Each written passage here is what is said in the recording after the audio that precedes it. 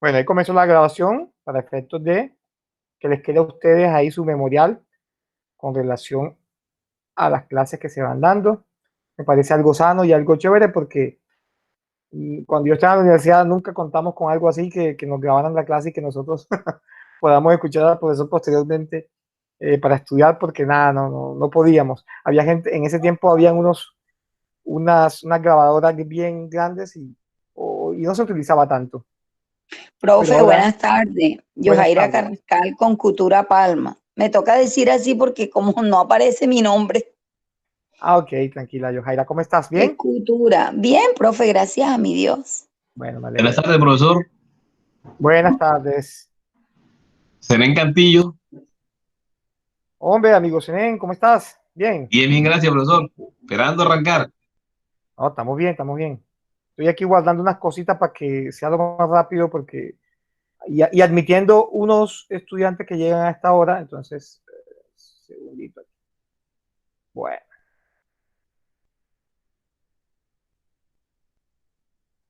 bueno, aquí está la admisión. Primero, vamos a mirar algo. Seren, ya que me hablaste y estás ahí pendiente, dime de qué trata esa providencia de radicado 0286, magistrado ponente Marco Antonio Rueda Soto. ¿De qué trata? Cuéntame. ¿Qué resuelve? ¿Qué resuelve esa providencia? Vamos a comenzar a aprender a leer esto.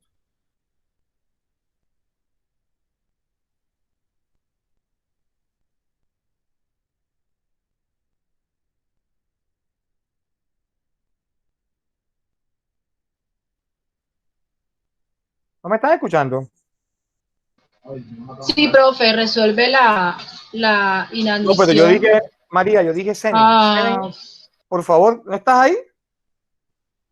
Sí, cuéntame, acabo de entrar, profesor. Es que no escuché lo que anteriormente dijo. Ah, bueno, yo te lo repito, tranquilo. ¿Qué significa? O sea, esa providencia, esa es la pregunta más fácil que yo puedo hacer de primera así. ¿De qué trata esa providencia? ¿De qué trata? ¿Qué resuelve? ¿Qué resuelve la Corte con la providencia del magistrado ese que está ahí? ¿Qué resuelve? ¿O no la leyó? Si No, no no, la no la leyó, leí, profesor. No la leí, profesor, no la leí. muy mal, porque se mandó. Miren, les voy a decir algo. Esta jurisprudencia la mandé con tiempo. A los demás les mandaba con un día y a ustedes se las mandé como con 5 días o 4 días. Creo que se las mandé el lunes o martes, Damián, no me acuerdo, pero uno de esos días se las mandé para efectos de que la leyeran. Si no la leen, estamos mal, porque esto es para ustedes. Yo no la mando por capricho mío, ni porque me gusta esa jurisprudencia, ni nada, no, sino porque simplemente se encuadra lo que estamos haciendo ahora y hace parte del proceso pedagógico en este sentido. Cuando yo mando jurisprudencia, o mando libros, o mando cositas que ustedes ven que yo les mando, es porque es coherente con lo que yo estoy hablando. Si no, se las mandara. Entonces, la idea es, en ese caso, ajustar eso, SN. Si yo envío algo es para leerlo, para tenerlo en cuenta. Porque SN de nada serviría si lo mando, y entonces, ¿para qué? Entonces esperamos que yo lo hable el día de la clase y no lo mando antes. Porque... Bueno, Mevis, ¿estás ahí?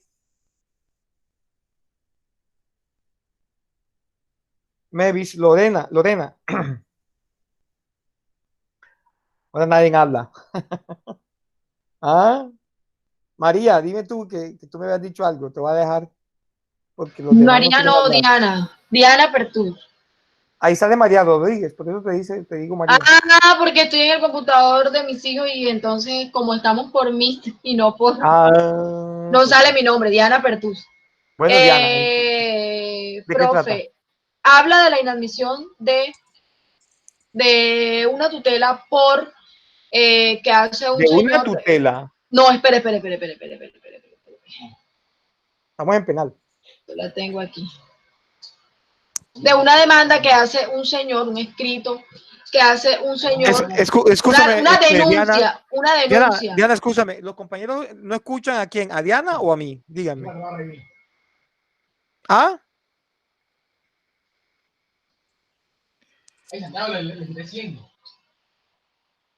Dale, Diana, dale.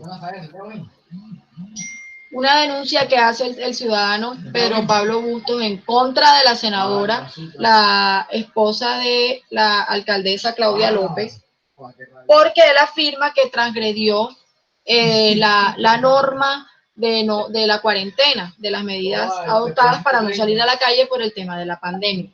De eso trata, y la Corte la inadmitió. No, todavía no vamos a llegar que si la admitió y la inadmitió. Todavía apenas estamos en la parte primera de la...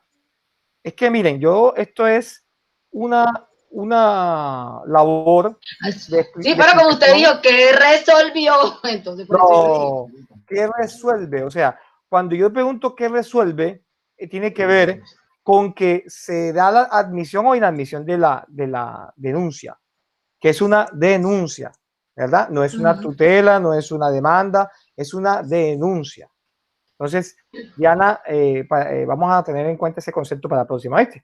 Entonces, sin embargo, cierra el micrófono, por favor, para seguir. Entonces, ya Diana nos explicó de qué trata la providencia y acertadamente habla de una admisión.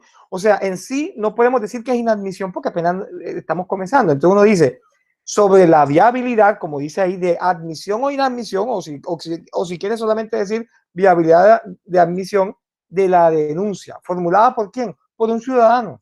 En este caso es el señor Pablo Bustos Sánchez, quien dice que es un miembro de un fundador de una red de veeduría, ¿ya? Con coordinador internacional de Veedores Sin Fronteras y todo ese cuento. Bueno, ¿contra quién? Contra una congresista. Así de sencillo. ¿Cómo se llama la congresista? Ahí está el nombre. Entonces, ahí se está resolviendo si esa denuncia que presenta el señor Pablo se admite o se inadmite. Ahora, cada parte de los hechos es otra cosa. Y ahí sí ya podemos entrar en profundidad. ¿Quién de manera voluntaria me quiere hablar de los hechos? De la admisión o inadmisión de esta providencia.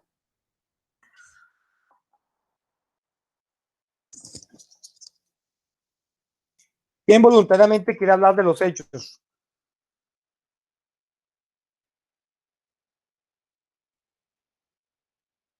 Profe, buenas tardes. Le habla Daisy Polán. Daisy Polán. La Daisy. Bueno, profe, los hechos narran de que el señor Pedro Pablo Bustos hace una denuncia a la senadora Angélica, porque estaban violando las medidas que tomó el gobierno, el decreto que sacó, editó la alcaldía de Bogotá y el presidente para estas cuestiones del COVID-19. Entonces, la senadora estaba incumpliendo con su señora esposa, Claudia Nayibe López, la señora alcaldesa de Bogotá, este decreto. El decreto 531 y el decreto 106, los cuales han sido radicados este mismo año. Entonces, el señor hace la denuncia porque ellos estaban violando, ambas estaban en un supermercado comprando juntas. Y estas dos son consideradas como una familia. Listo.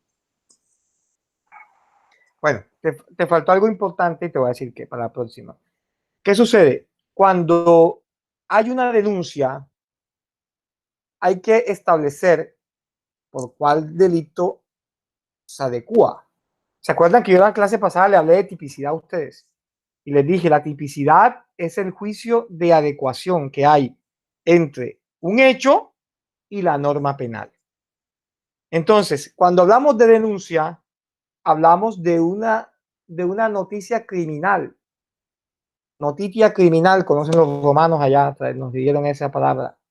Y con el fin de informar a las autoridades que esta persona o estas personas estaban vulnerando o su conducta se ha tipificado en una de las conductas previstas en nuestro estatuto penal o código penal que llaman. Porque si fuera nada más del decreto o si fuera nada más de las normas administrativas o de la medida sanitaria, no fuera una denuncia. Porque la única denuncia que se conoce en materia jurídica es en materia penal. O sea, que decir denuncia penal está mal dicho, porque estás redundando. Se dice denuncia. No se puede decir denuncia penal porque está diciendo, porque no hay otra denuncia.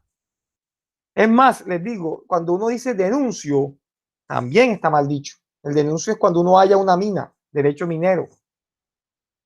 La denuncia, así con A, es una figura del derecho procesal penal, en el cual le damos a conocer a la autoridad unos hechos que posiblemente puedan tipificarse en la norma penal y que puedan estar configurándose como una conducta punible, que también lo dimos en la clase pasada.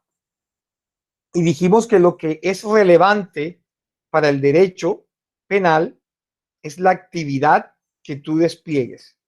Entonces, ¿cuál es el delito que según el señor Pablo, esta señora estaba en curso y por el cual solicita que se investigue?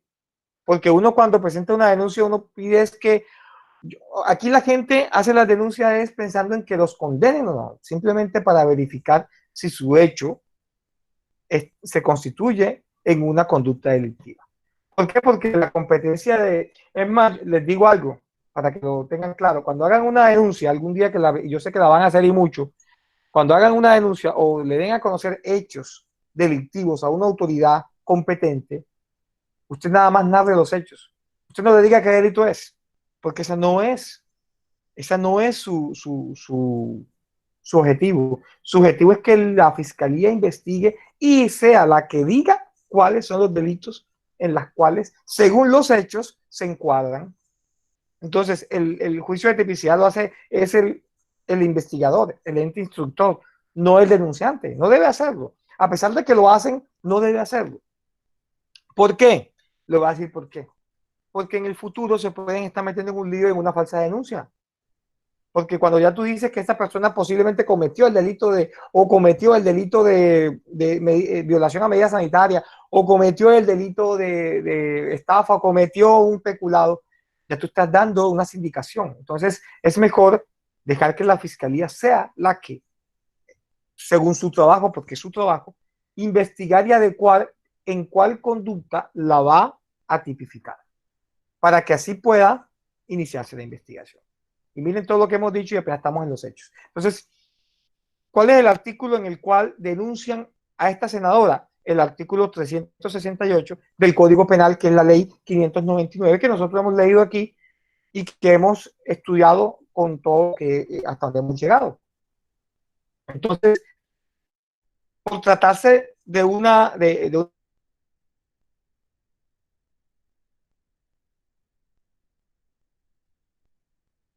gobierno y a las normas administrativas de la alcaldía, de la misma alcaldesa que estaba con ella. Entonces, todo eso hace parte de lo que tiene que ver con la denuncia que presenta el señor. Siempre que hay un pronunciamiento de la corte, lo primero que mira es si ella es competente. Y claro que es competente porque yo les expliqué en principio, cuando comenzamos las clases, les dije que el juez de los congresistas, el juez natural, es la Corte Suprema de Justicia. No sé si se acuerdan cuando tocamos esa clase. Y aquí no es la excepción. Miren que aquí lo dice. Lo anterior porque la denuncia se formula contra Angélica Lozano, quien constituye un hecho notorio de prueba, pero además susceptible de constatarse porque ha sido elegida senadora en el periodo 2018-2022. Entonces, aquí se comienza a hacer un estudio con relación a la norma y con relación al delito que posiblemente ha podido cometer esta señora. Porque aquí estamos hablando de un tipo penal en el cual es una violación o una flagrante violación, según el denunciante, de una medida sanitaria. ¿Quién me puede comenzar a desarrollar ese tema? A ver, alguien que lo haya leído y que me diga y que me vaya explicando qué pasa con el raciocinio de la Corte con relación a la solicitud que pide este señor en cuanto a que se denuncie o se investigue a esta persona. ¿Quién puede de pronto darle un alcance para que podamos entre todos ir construyendo? Yo creo que no sé, creo que nadie leyó la providencia o la leyeron muy poquitos, o no se atreven. Profe, qué pena, ¿qué es lo que estaba preguntando ahí? No se fue el audio en un momentico. Sí, pero estoy preguntando sobre quién me puede, en cierta manera, profundizar un poco más sobre el estudio en el caso concreto de la persona que están denunciando en este momento, o que denunciaron, porque ya eso ya pasó. Pues aquí el señor denunciante le pedía a la corte que Ajá. examinara los hechos y que también determinara la orientación, teniendo en cuenta que es una pareja gay o lesbianas, que determinara la orientación sexual de quién había infringido la medida tomada por el gobierno, la medida sanitaria, y que teniendo en cuenta el decreto emitido por el gobierno y adoptado por la alcaldía, pues estaban infringiendo. Entonces que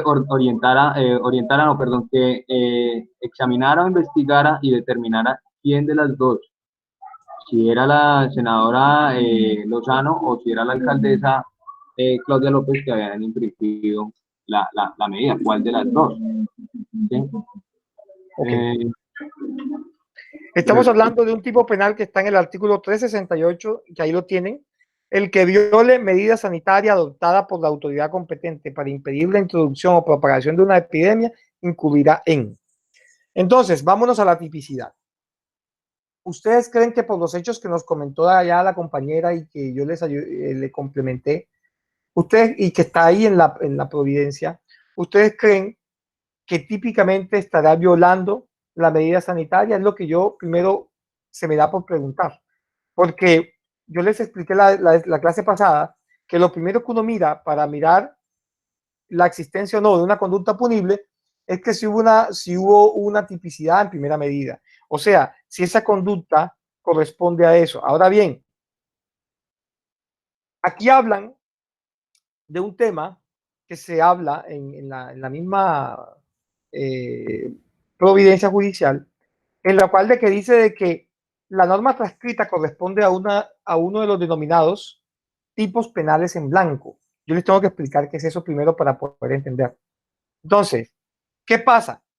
Que hay tipos penales que por sí solos no pueden satisfacer, digamos que típicamente un hecho, y se pueden encuadrar porque necesitan de una explicación diferente o una remisión a otro derecho o a otra rama del derecho en cuanto a algo determinado. Un ejemplo, cuando dicen es que hay una adopción irregular. Una adopción irregular. ¿Cuál es la adopción irregular? Cuando una persona adopta a un niño sin tener en cuenta los protocolos del ICBF. Entonces es un tipo penal en blanco también. ¿Por qué? Porque para poderle adecuar la adopción irregular, tengo que irme a cuáles son los requisitos de la adopción que tiene el ICBF reglamentados. Sin saber esos requisitos, no puedo decir que se está violando, que se está dando la adopción irregular. Por eso se llama tipo penal en blanco, porque es un tipo penal incompleto. No satisface de manera concreta la tipicidad. Se requiere de tener que saber un conocimiento alterno. Como en el caso de la adopción, hay que saber qué dice el ICBF de cómo en cierta forma, cuáles son los requisitos para la adopción, para nosotros poder identificar si es irregular o no. Pero lo mismo pasa aquí. Porque mira lo que dice aquí, para la adecuación típica resulta ineludible acudir a otras normas jurídicas, generalmente de naturaleza administrativa. ¿Qué sucede? Que para nosotros incriminar o decirle a una persona que violó una medida sanitaria, tenemos que saber cuál es la medida sanitaria que la autoridad competente coloca. Porque no podemos decir que por el solo hecho de estar en la calle ya está violada la medida sanitaria. Hay que mirar si esa medida sanitaria, como tal, como se contempla, ha sido violada por esta persona de manera subjetiva y objetiva. Pues tiene que ser de las dos formas. o objetiva. Entonces, es el análisis que hace la Corte en este momento, cuando llega la denuncia. Yo me imagino que el señor Pablo, cuando se dio cuenta de eso y da a conocer la denuncia, y da a conocer estos hechos por medio de su denuncia, yo me imagino que el tipo dijo, aquí le pegué duro, porque la encontré en la calle, porque es una senadora, porque estaba con su pareja, que son su familia, entre otras cosas. Y ustedes saben muy bien de que el concepto de familia ya ha cambiado. El concepto de familia ya no es la familia mononuclear de papá, mamá, hijos. No, señor. Ya el concepto de familia ha cambiado. Hay familia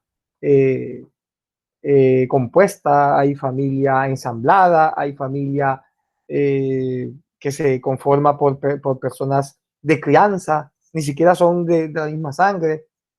Entonces, todo ha cambiado en ese sentido. Y también hay familia cuando parejas del mismo sexo se casan o adoptan, porque también pueden adoptar, ¿verdad? Entonces, son circunstancias que hacen que razonemos de manera de cómo está el derecho actualmente y cómo está la constitucionalización de todas las ramas del derecho, incluyendo el derecho penal. Entonces, ¿qué pasa? De que aquí estamos hablando de un tipo penal en blanco, porque necesitamos mirar si se puede rellenar o si se rellena con normas de naturaleza administrativa, como en este caso. Porque dice también la Corte de que es un delito de mera conducta. ¿Y qué es eso? Mire, esta providencia me sirve a mí para explicar varias cosas. ¿Qué pasa? Que hay delitos de mera conducta y hay delitos de resultado. ¿Qué pasa con los de resultado? Que ellos producen un resultado diferente en el mundo exterior. Yo disparo, ping, ping. ¿Qué pasa? Estoy moviendo, estoy haciendo o promoviendo un cambio en el mundo exterior. Porque al disparar estoy moviendo algo en el mundo exterior. O al pegarle a alguien. O al estafar a alguien. O al violar a alguien. O qué sé yo, al hurtar a alguien. Estoy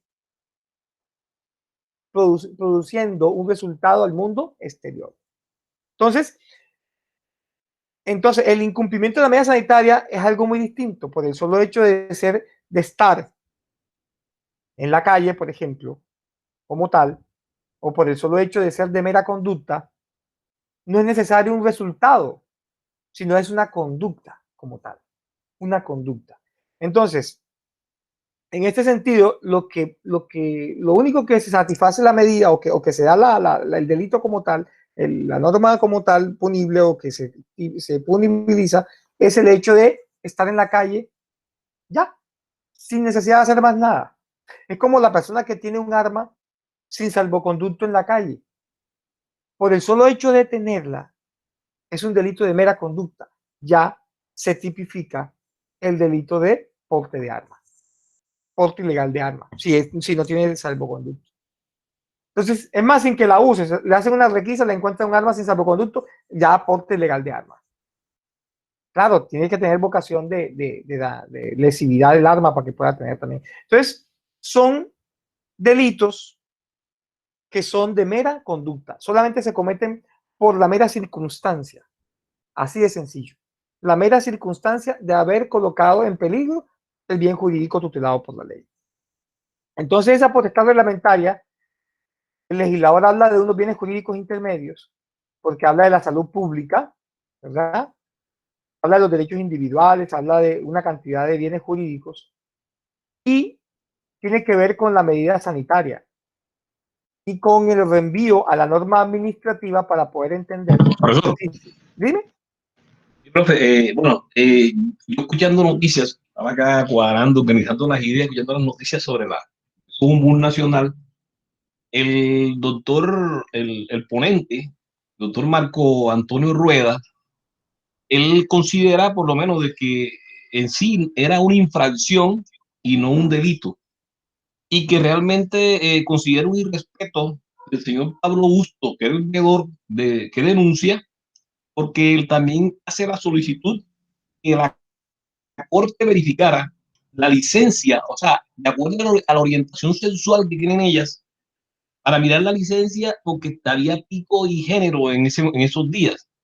El magistrado muy inteligentemente dice que eso es un abuso realmente el libre desarrollo de la personalidad es legal en Colombia, o sea, que cada uno sea lo que pasa es que, no, perfecto, lo que pasa es que ahora mismo estamos en una parte muy, pero muy penal, o sea, yo estoy llevándolo a ustedes, esa es una crítica muy sana, eso que me estás diciendo, y está bien, porque, entre otras cosas, una cosa es transgredir la norma penal, pero otra cosa es transgredir las normas administrativas o infracciones a nivel administrativo, y vas a ver que esta jurisprudencia esta providencia te va a llevar allá, te va a llevar poco a poco a lo que estás diciendo. Esa sería como ya la parte conclusiva de esto. Pero antes de eso yo quería mirar lo de los tipos penales en blanco, porque es que la providencia me sirve para explicarles algunos aspectos que en derecho penal o figuras de derecho penal que aprovecho para explicarles. Por eso yo tomé esta providencia por lo mismo, para que ustedes vayan viendo, por ejemplo, por qué no se da la antijuridicidad, por qué se da la tipicidad, por qué sí ya se habla de delito de mera conducta, por qué se habla de delito de resultado, por ejemplo, o delito de peligro. Entonces, eso más que todo me ayuda. Es que la providencia es como simplemente un modelo para darle duro a otras figuras en materia penal y que ustedes también se motiven a seguir buscando, porque es más, les traje otra jurisprudencia hoy para que el próximo viernes me hagan el trabajo y se va a hacer la mesa redonda de esa jurisprudencia que les di hoy, se las mandé ahorita, antes de entrar a clase se las envié. Entonces, excelente tu aporte, me parece muy excelente, pero vamos a tratar de meternos más en lo penal que de pronto en la responsabilidad penal de la señora ahora mismo, porque la responsabilidad penal de ella va a depender del análisis que se haga de la figura jurídica de la medida sanitaria y del delito de violación a medida sanitaria, que es lo que nos interesa en este momento, y mirar si esta triada que hemos dado en clase, tipicidad, antijuridicidad y culpabilidad, se aplican acá y cómo se aplican. Eso es lo que por eso es que yo traje este modelo de conducta, más que todo por lo fáctico, para analizarlo. Pero está muy bien tu intervención y de verdad que así es. Así es porque cuando lleguemos a la conclusión nos daremos cuenta que es una medida muy, muy administrativa más que en materia penal. Y vamos a ver un principio que vimos a principios de clases de penal y lo vamos a ver ahorita. Por eso no quiero que se me adelanten, sino que vamos poco a poco y vamos analizando. Pero muy bien tu intervención. Entonces, desde ese punto de vista, hay que mirar esas normas que tienen que ver con la calamidad pública, con la connotación de que es un hecho notorio, ¿verdad? Sin duda la pandemia existe, la pandemia está. La pandemia es algo que no se puede, que no se va a probar porque ya se sabe que está. Es algo que la gente percibe en los medios, que la gente percibe en los boletines de información de las clínicas, que la gente percibe por todos lados y que la gente o los gobernantes buscan la manera de aislar preventivamente a la población con el fin de que evitar propagación a nivel global de todo este virus. Entonces, teniendo en cuenta eso, es que se toman las medidas administrativas, como dice aquí, en el marco de las competencias constitucionales y legales, ¿verdad? Entonces, ahí el decreto mayor de la alcaldía de Bogotá. Profe, ¿sí? qué pena interrumpirle ahí. Hay varios compañeros ahí que están pidiendo vía libre para entrar. Un Qué momento, pena es que interrumpirle, como profesor. lo que pasa es que no veo porque estoy metido en en la providencia. Ya le di, bueno, ¿quién más faltaría? No sé. Bueno. Habían como 4, pero ya les mandé el. Bueno, listo, dale. Listo, Entonces, profesor. bueno, ok, mijo. Entonces, la idea de esto es entender estas medidas que son vitales, en este caso para la Alcaldía Mayor de Bogotá, porque estamos hablando de Bogotá, porque el hecho sucedió en Bogotá, y que allá se han tomado sus medidas, y teniendo en cuenta que esas medidas sanitarias tienen un impacto también en el derecho penal. Pero mirándolo como que, porque mirándolo como que, a ver, o sea, porque es que yo no puedo pensar que todo se tendría que aplicar al derecho penal, que en todo podría aplicarse el derecho penal, porque el derecho penal también tiene en su triada que hemos explicado la clase pasada, que la antijuridicidad necesita una violación, aquí llega otra persona, una violación al derecho, al bien jurídico tutelado por la ley, a un derecho consagrado en nuestra Carta Magna. Entonces, ¿qué estaremos violando nosotros con el solo hecho de salir? Ahora, sí que podemos violar de pronto la salud pública, que podemos propagar el virus, pero ¿será que es relevante para el derecho penal esta conducta? Entonces, es lo que comienza la Corte a mirar y comienza a ver que como se han puesto a gente en cuarentena, hay que cumplir con todos estos. Ahora, hay otro tema. El denunciante habla de que hay normas de carácter nacional y distrital, de manera, como dice aquí, coincidente, autorizan el retiro del cumplimiento del lugar de aquel. Pero obviamente para la adquisición de bienes de primera necesidad, alimentos, medicamentos, y eso es lo que hace la gente. La gente cuando sale, aunque yo ahora veo que la gente en pico y cédula salen es más que todo a un jumbo o a un éxito como si fuera, mejor dicho, para playa, o sea, porque ya la gente está tan encerrada que ven eso como un paraíso. Entonces, y habla de una persona por núcleo familiar. Entonces, allí vemos que como son cónyuges, ¿verdad? Las dos, entonces ahí hay que mirar que si es una familia, alguien tenía que haber incumplido la medida. Pero una cosa es la medida y otra cosa es el delito, que es muy diferente. Una cosa es una medida sanitaria y otra cosa es la conducta delictiva, en ese caso. Sobre todo porque, miren la polémica que se ha creado con relación a los principios y a los tratados internacionales que se respetan en el bloque de constitucionalidad. O sea, es más, el derecho penal, ¿para qué se hace? Y aquí lo vamos siguiendo. Oye, para defender a la sociedad de las personas que cometan delitos. Pero hay ataques que no son tan gravosos, que no son tan importantes. Entonces, cuando dice uno de los principios que yo les di clases cuando comenzamos este semestre, que dijimos, oye, hay un principio que se llama de última ratio, hay un principio que se llama de intervención mínima. El derecho penal solo debe intervenir ante los ataques más graves que sufren los bienes jurídicos, más importantes, por lo cual esta rama del derecho ha de reducir su intervención a aquello estrictamente necesario en términos de utilidad social, en el postulado de mínima intervención, o que a su vez habla de carácter fragmentario del derecho penal. Entonces, profe, una pregunta, dígame. saliéndome del contexto, un poco más político, ¿cómo ve el tema de Andrés Felipe Arias? No, pero yo no puedo hablar de ese tema ahora, primero porque no conozco bien lo que sucede desde ese punto de vista, solamente veo noticias y las noticias yo no me dejo llevar porque tendríamos que buscar la providencia y analizarla, eso sí lo podemos hacer y cualquiera de ustedes lo puede traer y la analizamos en clase. Pero hablar por las noticias no me gusta porque las noticias nunca son veraces, siempre tienen un halo de duda. Cuando uno estudia derecho, uno se acostumbra a ver las cosas desde la raíz y uno tiene que buscar en la raíz de las cosas.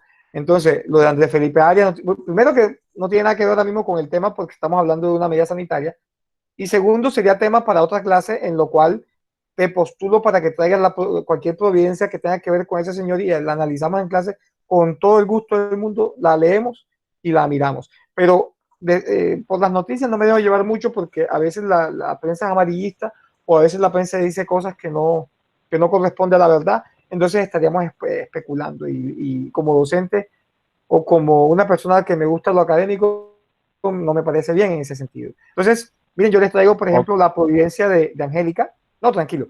La providencia de Angélica, ¿por qué? Porque lo que hay que mirar es lo que en sí dice la Corte. De resto, lo que diga la noticia o lo que diga la prensa, lo que diga los periódicos o los noticieros, lo escucho, pero hasta ahí. No le doy tanta trascendencia. Entonces, entre otras cosas, porque vuelvo y les repito, el derecho penal hay que mirar.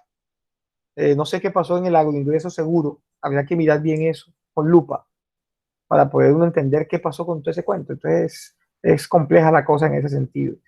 Aquí, por lo menos, estamos viendo simplemente una denuncia. Dime. No, pero eso, mire, bueno, con lo que planteó el compañero, es que es una noticia que usted como nuestro asesor, realmente podemos de No, pronto hacer claridad sobre eso. Mire, lo que pasa es lo siguiente, o sea, yo escuché la entrevista que le hicieron al presidente de la Corte Constitucional, donde de 9 magistrados votaron 5 a favor y 4 en contra de la medida, pero ellos dicen que existe un acuerdo interamericano, algo así, no recuerdo el nombre, donde se dice de que debe darse la segunda instancia, la segunda oportunidad a toda persona que haya sido condenada. Y entonces, ¿qué plantea? Lo que planteó la Corte en esa figura es que por lo menos se le dio como que la oportunidad. Me acordé de usted cuando usted dice de que la idea es que el derecho sea, ¿cómo le digo? Eh, por decirlo de alguna manera, que haya como más oportunidades para las personas que cometan el delito, ¿me entiendes? Con esto no es que en esta segunda instancia que abrieron, que se dio, no es que ya él vaya a salir exonerado de los delitos cometidos, porque según las pruebas están contundentes y lo que están esperando es que en esta segunda instancia, entonces estén presentes los mismos argumentos que lo condenaron, porque únicamente, o sea, por el hecho de que haya la segunda instancia es para que haya un superior jerárquico que de pronto por lo menos revise lo que hace la primera instancia. Eso ya no es segunda instancia, porque es que las instancias son cuando se dan en los términos legales. Estamos hablando de una acción de revisión que es diferente. Entonces, uno para poder emitir un juicio sobre una acción de revisión tiene que mirar qué es lo que pretende el accionante. En ese caso, para poder entender a dónde quiere llegar, y cuando uno presenta una acción de revisión es porque alguna circunstancia de los hechos han cambiado o hay pruebas nuevas que de pronto llevan hacia otro norte y no hacia la decisión primera. Entonces, son circunstancias que ahora mismo en lo personal y en lo honesto que soy, desconozco, no tengo la providencia, no tengo la solicitud de la persona para poderte explicar como uno quisiera. A eso voy, porque de pronto uno escucha en la radio, uno escucha cosas en las noticias, vuelvo y te repito, y uno le puede prestar atención, pero lo mejor en esos casos, por eso le dije al compañero que busquemos material, si queremos hablar del tema, y con todo gusto, yo no tengo ningún problema en que se pueda analizar la solicitud, que la tengamos, que la consigamos. De eso ya se consigue porque ya todo está en la red. Ustedes si quieren, le interesa, por ejemplo, cualquier jurisprudencia, la consigue. Mire que yo conseguí esta de Angélica y así consigue usted también entre otras cosas porque son públicas, pero a veces no se adquieren o si a uno le interesa hay que buscarla para poder analizarla, pero analizarlo así de manera populosa no, porque eso es irresponsable tanto para un docente como para ustedes como estudiantes también. Hay que primero soportar lo que se va a estudiar para poder tener una base y emitir un juicio, porque emitir un juicio sobre lo que diga una noticia o lo que diga la corte por televisión, no, yo tendría que mirar la decisión que tome el colegiado para poder mirar si se va a dar la acción de revisión porque no sería una instancia, es una acción de revisión. Las instancias son las que se dan dentro de un proceso penal normal, que se da la primera instancia y la apelación, y se da dentro de un término. Aquí no, aquí lo que hay es una acción de revisión por unos hechos sobrevinientes que hacen que puedan cambiar el sentido del fallo a pesar de haber estado ya ejecutoriado. Eso lo van a ver en procesal penal. Es que ahí están tocando muchos temas que tienen que ver hasta con otras materias, porque, por ejemplo, para poder entender la acción de revisión, eso lo ven es en procedimiento penal, no en esta materia. Por ejemplo, en esta materia nosotros estamos viendo la teoría del delito, estamos viendo que apenas ustedes están aprendiendo de qué se compone el delito, de qué se tiene que llevar para que haya un delito. Eso es lo que más que todo lo que se da. La teoría del delito es lo que más se da, tanto en teoría del delito como materia, como en penal general. Por eso, cada cosa en su momento, cada cosa en su tiempo.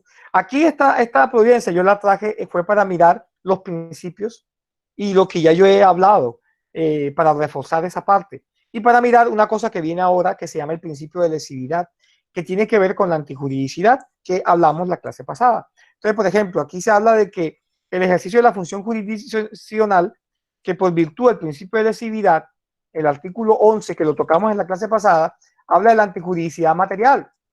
Y miren, y eso sí me interesa hablarlo con ustedes, porque me interesa tener en cuenta que hay conductas que no resultan atentatorias de la convivencia social, devienen o surgen atípicas, como también en íntima conexión con dicho postulado, que esa misma consecuencia se afirma de las acciones socialmente insignificantes toleradas por la generalidad en lo que se ha denominado, o conviene calificar, según lo que dice acá, el principio de insignificancia. Entonces, yo no sé si ustedes se acuerdan cuando yo les hablé una vez del ejemplo del tipo que se robaba una pastilla de Maggi, o del tipo que se robaba un chicle en la Olímpica, y les decía, ojo, hay que mirar la afectación del bien jurídico. ¿Será que si me robo una motita de allá, un chicle de la Olímpica, será posible que yo esté violando, vulnerando el patrimonio económico de la Casa Char? Entonces, algunos me dijeron que sí, otros me dijeron que no. Entonces, miren lo importante que es tener en cuenta esto, la afectación. Y esto se da mucho en la vida diaria, lo que tú quieras, en materia jurídica, lo que ustedes quieran. Aquí está. La afectación del bien jurídico tiene que determinarlo únicamente quien al legislador, en virtud de la política criminal que subyace de dónde, del delito como tal y del tipo penal, de esa descripción inequívoca, expresa y clara que les hablé en la clase pasada. Entonces, le compete que valorarlo en cada caso concreto al juez, al igual que los operarios jurídicos, o sea, las partes, respecto de todos los asuntos que asuman las distintas fases de actuación.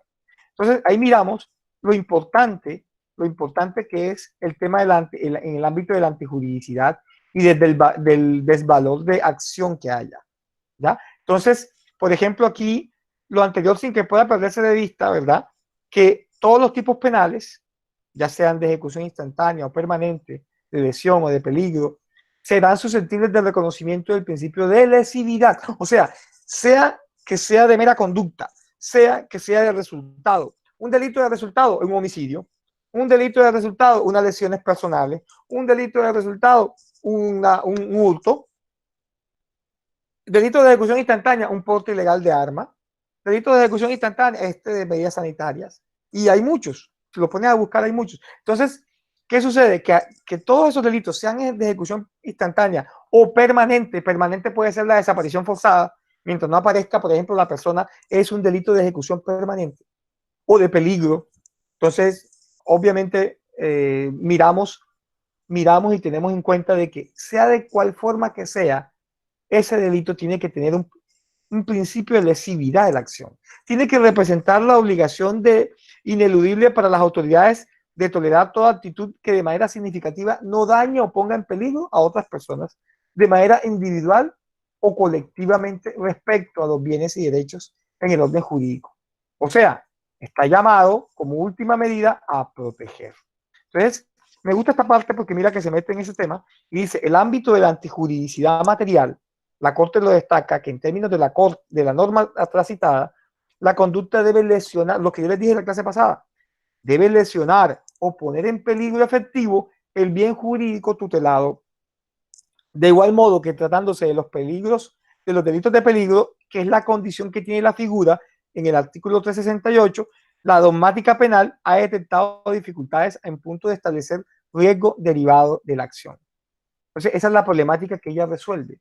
Esa es la problemática que maneja la Corte para mirar o determinar la peligrosidad bajo criterio de previsibilidad y no de simples sospechas, no de simples creencias, sino de lo que en verdad se esté dando o que en verdad esté dañando la conducta de esa persona. Entonces, ahí vemos una cantidad de pronto de estudios o de análisis con relación al bien jurídico protegido, ¿verdad? Y que de cierta manera se excluye. Aquí dice lo anterior porque la acción de la senadora, ya bajando al hecho, de acuerdo con el reproche del quejoso, se restringió a la momentánea adquisición en compañía de la cónyuge. Pero ahí parece que acaba de llegar otro compañero tarde. Bueno, aquí ya llegó. Bueno, tiene que ver con una adquisición de elementos de primera necesidad en un supermercado de la ciudad. Además de que no se tiene noticia de contagio del virus, cuya propagación se pretende evitar con la medida quebrantada. de aislamiento preventivo de carácter obligatorio. Infracción que por tal conjunción carece de la suficiencia para generar el ejercicio de la acción penal. En consecuencia, con apego a las precisiones conceptuales referente a la dogmática de la antijuridicidad, aunado al principio de fragmentariedad o última ratio que les expliqué también ahorita, la denuncia interpuesta por este señor deben entenderse comprendidas también las denuncias de comportamiento sin relevancia penal. O sea, que no ameritan la imposición de una sanción en este ámbito. Entonces, esa es la conclusión que llega a la Corte con relación a qué, de qué se basa la Corte para decir en cuanto a esto. Oye, de que primero que el derecho penal es última ratio, porque mira que aquí dice algo, acotado sea el propósito de abundar en consideraciones que el ordenamiento jurídico efectivamente existen otros mecanismos. Aquí existen otros mecanismos para sancionar la transgresión de una medida sanitaria, con la insignificancia para propiciar el ejercicio de la persecución penal. O sea, no podemos coger el derecho penal para todo. No podemos coger que todo el mundo comete delitos porque salga a la calle. No, hay que mirar, hay que analizar en concreto cada conducta para poder determinar si esa acción es antijurídica o no, o si esa acción hace posible o es posible de que el aparato jurídico penal se tenga que mover para investigar o sancionar a esta persona. Entonces, habla de que el decreto 180, por ejemplo, de 2016, habla de unas multas. Se imponen, ¿verdad? Entonces, ¿qué sucede? Y les explicaré algo también que tiene que ver un poco con la criminología. Cuando estudiamos en el campo de las ciencias penales, estudiamos que hay un control social formal y un control social informal.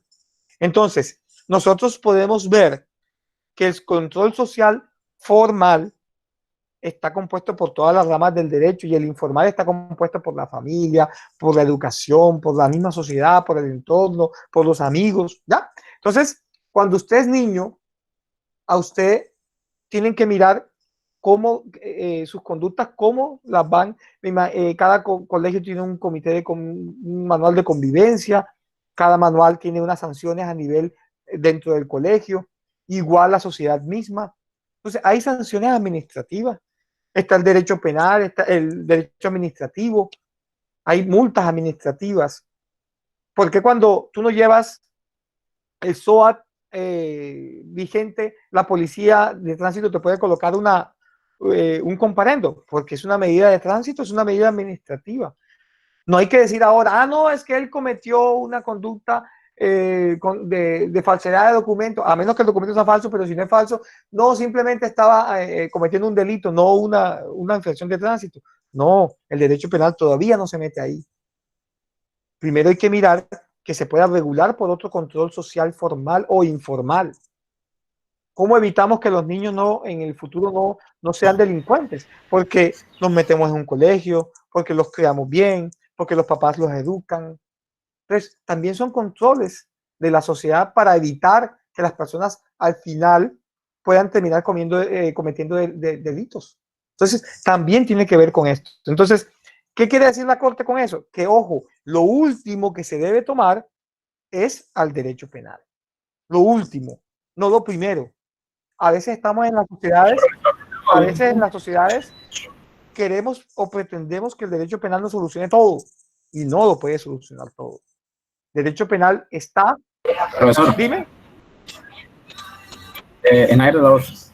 Profe, ya analizando la providencia que usted nos pone a estudiar con relación a las clases que hemos dado, podemos entender que en sí lo que quiere nos va a entender esta providencia es que aunque estas dos personas estaban violando una medida, ¿cierto? Tenía que determinar si esta está enmarcada dentro del artículo 368 del Código Penal, ¿cierto? Es típico, sí, porque está, ¿cómo se llama? Vulnerando pues un decreto, una situación, una ley. Okay. Y aquí lo que se tiene que determinar es, pues, lo que habla de la antijuridicidad, y esto se determina según el hecho fáctico. Es decir, listo, ella está violando la medida.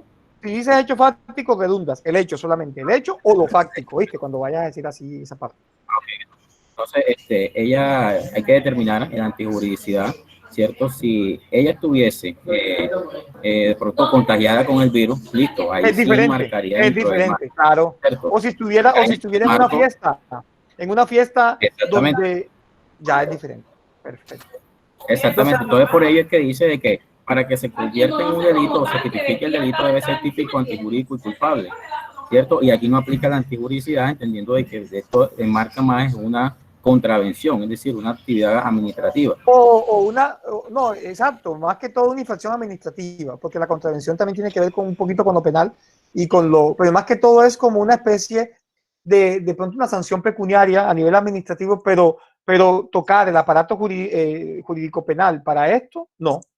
No, ¿por qué? Porque por el principio de antijuridicidad material y por el principio de lesividad y por el principio de última ratio. Miren todos los principios que hemos visto para que se den cuenta lo importante que es la principalística de todo lo que hemos dado para efectos de, mire que se aplica aquí en estos casos y cómo la dogmática se aplica en estos casos.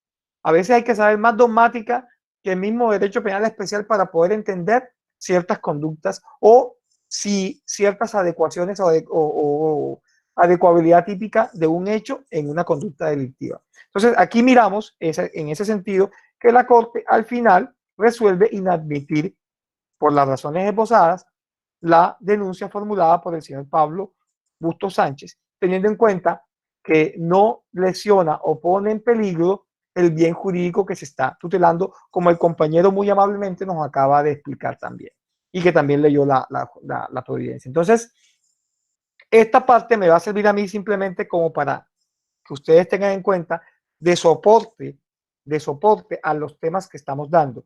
Ahora voy a dejar de presentar esta para ir a las diapositivas e ir con los temas que veníamos viendo,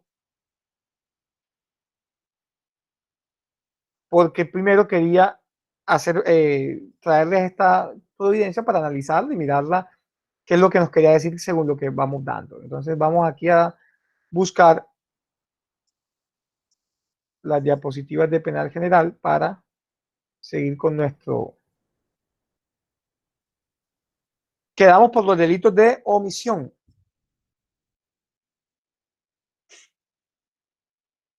Está viendo, me tiene impaciencia un ratito mientras abre la diapositiva.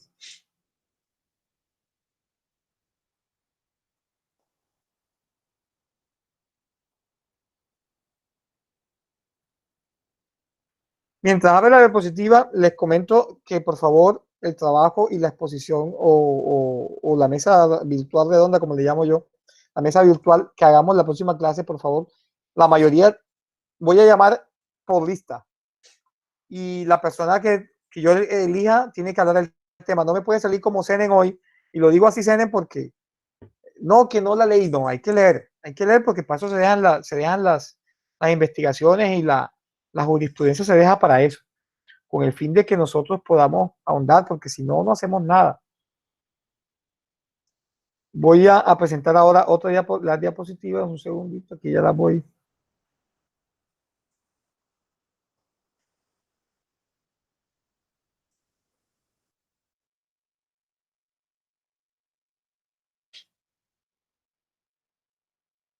Pero la clase pasada hablamos de la acción, hablamos de la omisión, ¿verdad? Y comenzamos a hablar de la conducta punible, de la tipicidad, de la antijuridicidad y de la culpabilidad. Y en materia de culpabilidad hablamos de una forma de culpabilidad, como lo son el dolo, la culpa y la preterintención.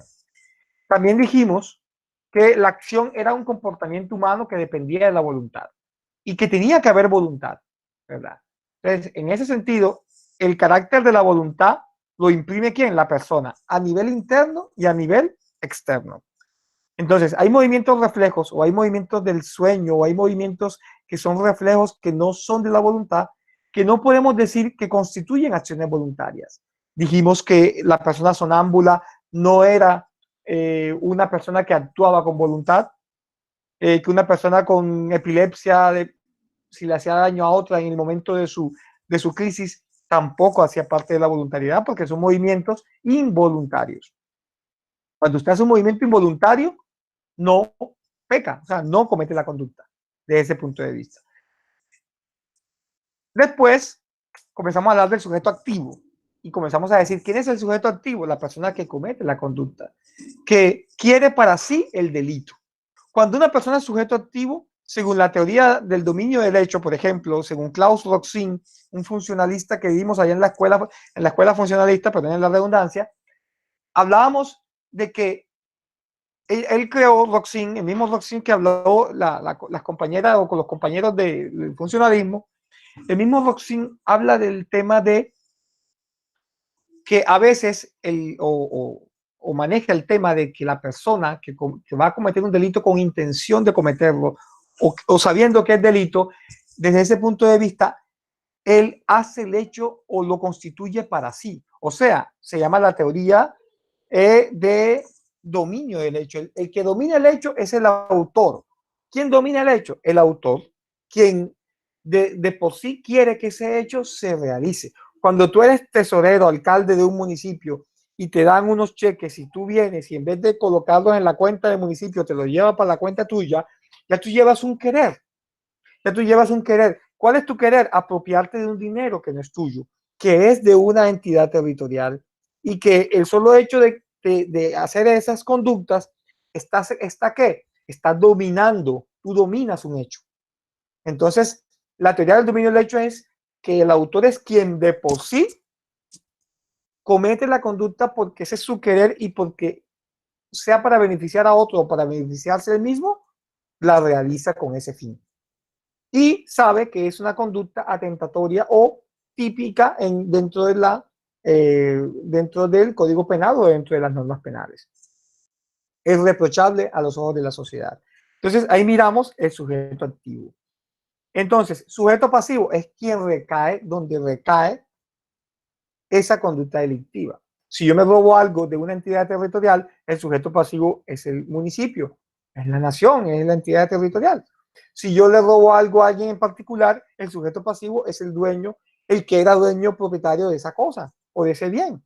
Entonces, ahí vemos la diferencia.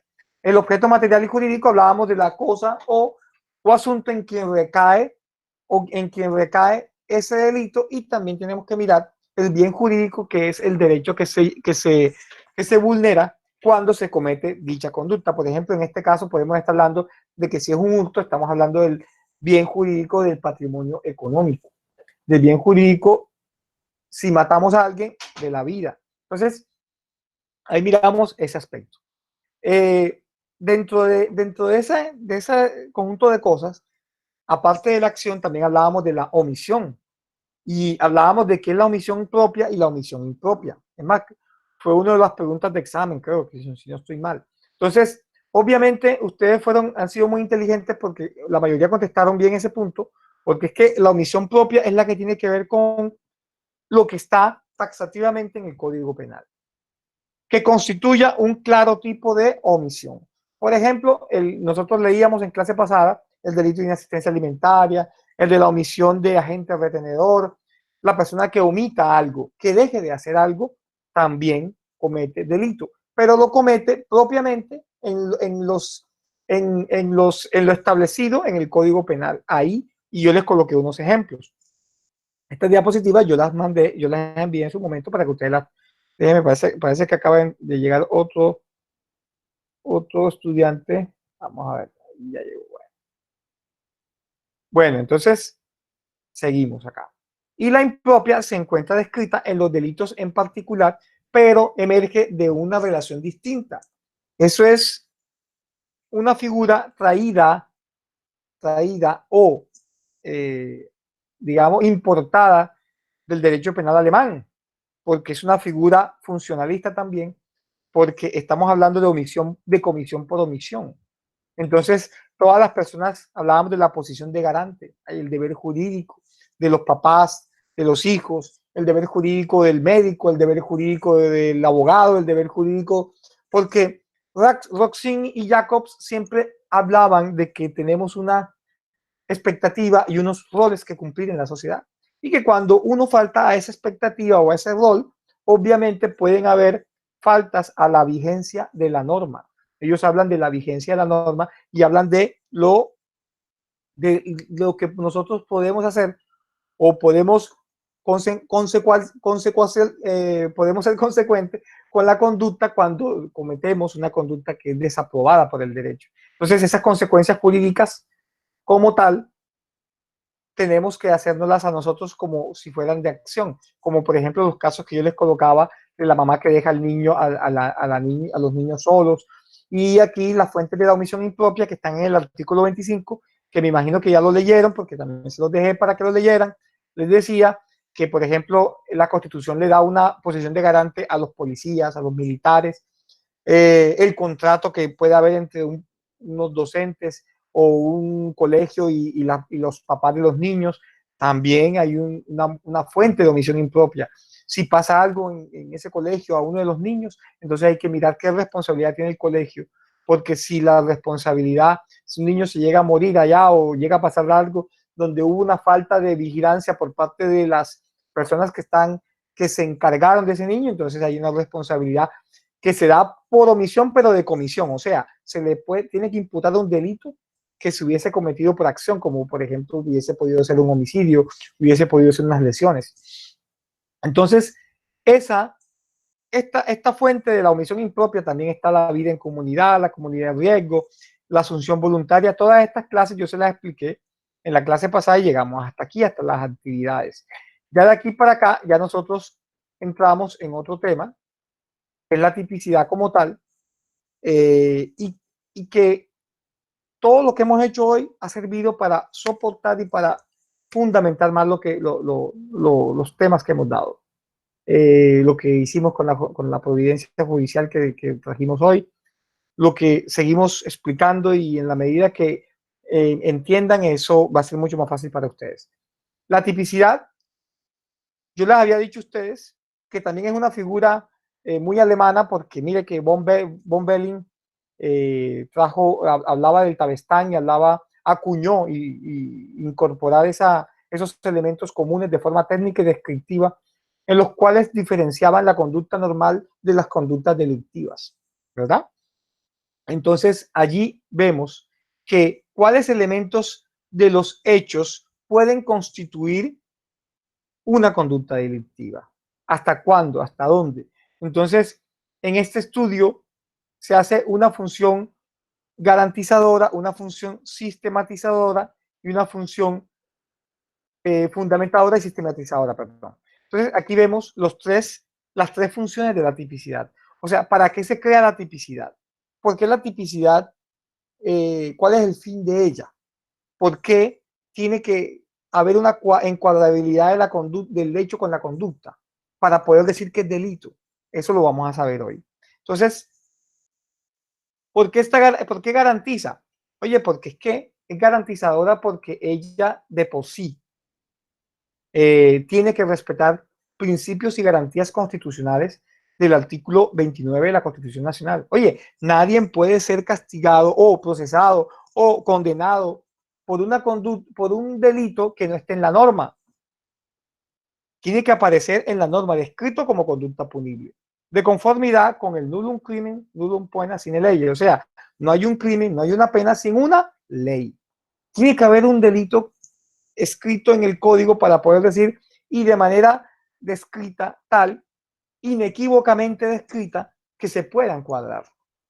Por eso el delito que estudiamos ahorita en la providencia es más difícil de encuadrar, porque ese delito es un tipo penal en blanco. Yo les explicaba hoy, y eso fue una de las cosas que también aprendimos hoy, que es un tipo penal en blanco, y los existe mucho, y si quieren, ahora que acabe esta clase, entren en internet y coloquen tipo penal en blanco y comiencen a mirar de qué se trata. No se queden con lo que solamente yo les diga acá en clase. También hay que ahondar, también hay que buscar más cosas.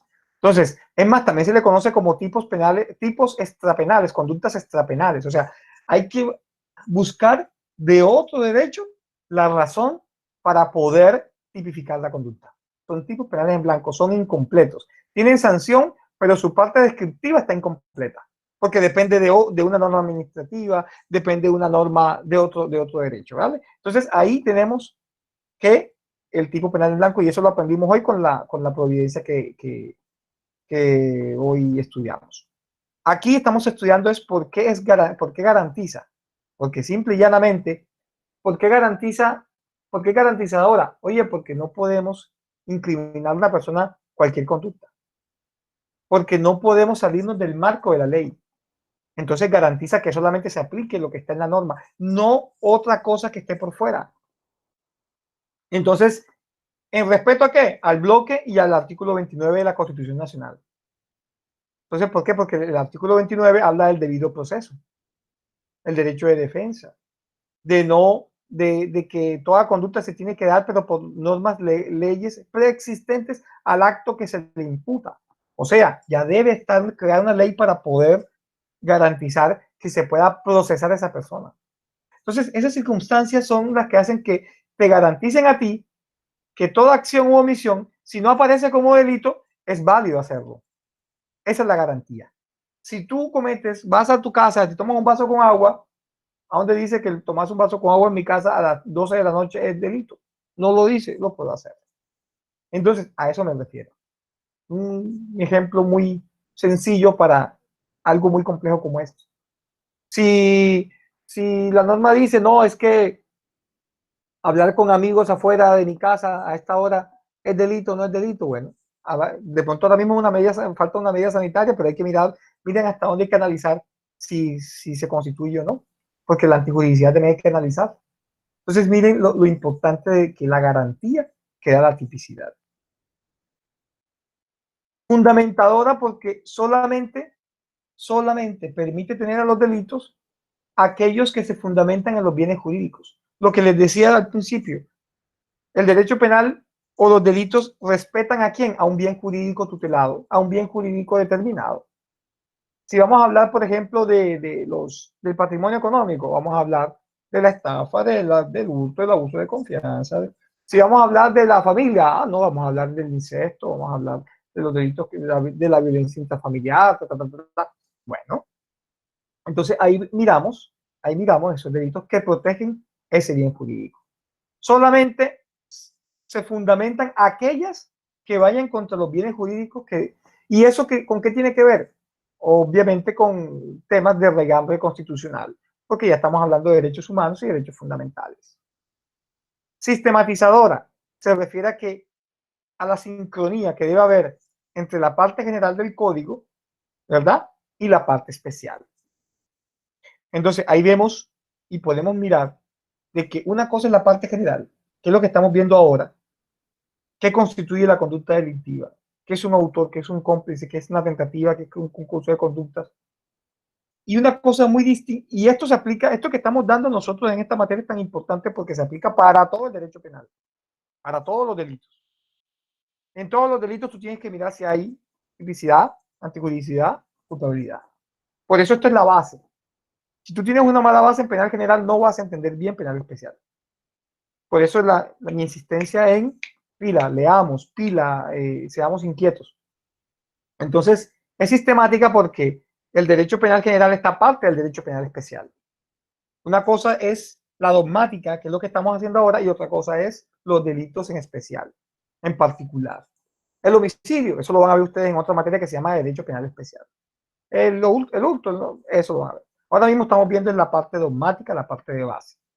Por eso yo les decía ahorita que el compañero quería que le explicara lo de Andrés Felipe Arias. No, vamos poquito a poco, porque esto es, vamos tocando primero la antijuridicidad, vamos tocando primero la tipicidad para poder entrar a lo demás.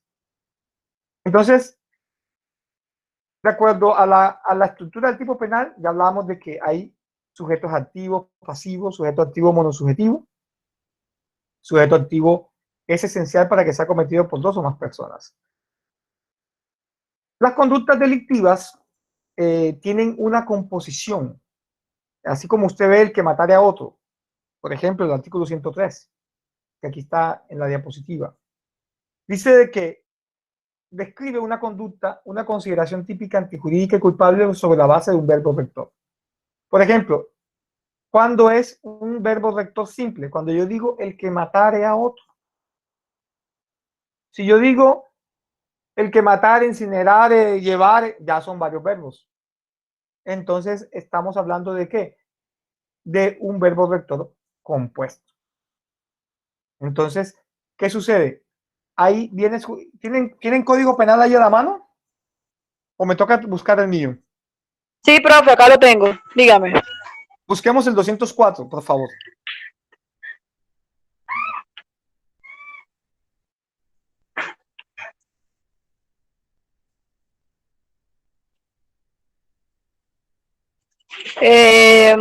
Y respecto a cadáveres, ¿Qué dice?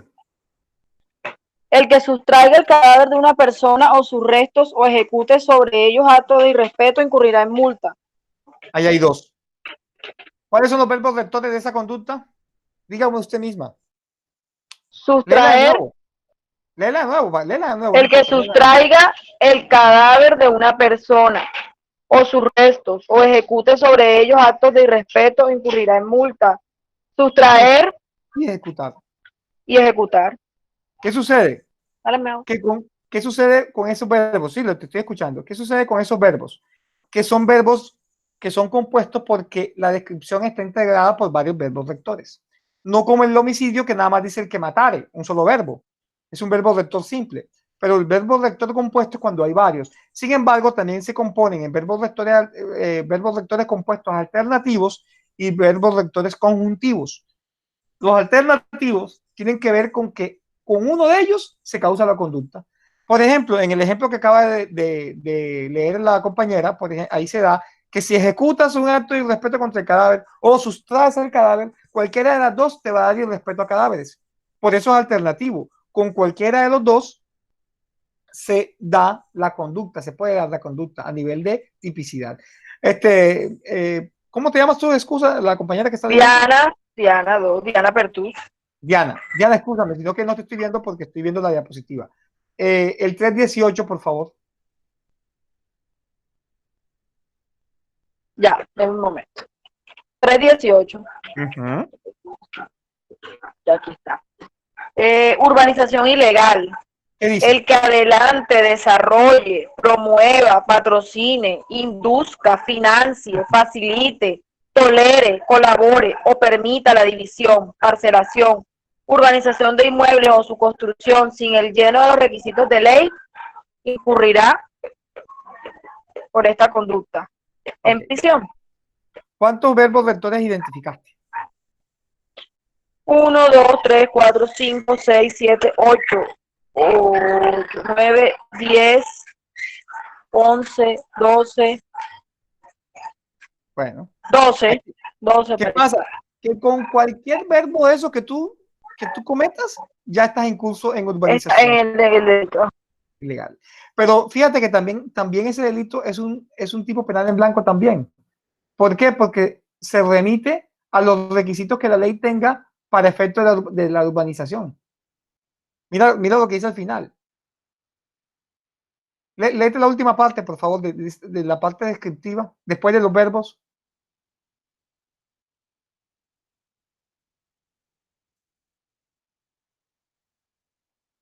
Diana. Ya, profe, que se me desconectó esto. Hoy está eso barro. Dígame. Léete la parte última. ¿Qué dice? Cuando dice los verbos, ¿después qué dice? Ya voy. 318. Después de los verbos, dice urbanización inmueble o su construcción sin el lleno de los requisitos de ley incurrirá por esta. Sin el lleno de los requisitos de ley. Sin el lleno de requisitos de ley. Entonces, ¿cuáles son los requisitos de ley? ¿Cuáles son los requisitos de ley? Hay que irse a una normatividad alterna. Entonces tiende a ser un tipo penal en blanco ese delito también. Fíjense, para que ya comenzamos nosotros a identificar qué es un delito penal en blanco, nada más con el solo escucharlo. Entonces, y miramos que los verbos rectores son alternativos porque con cualquiera de esos verbos podemos consumar la conducta de urbanización ilegal. Se puede dar.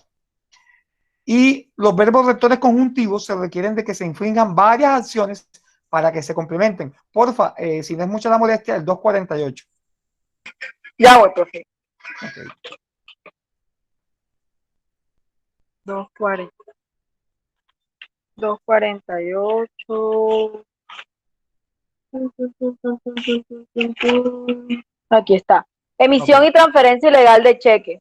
Ajá. El que emita o transfiera cheques sin tener suficiente provisión de fondos o quien luego de emitirlo diere orden injustificada de no pago, incurrirá en prisión. ¿Por qué son conjuntivos? porque se requiere de que se infrinjan varias acciones. El que presente un cheque, mira que ahí hablan de varios verbos. ¿Cuáles son los verbos que tú identificas ahí?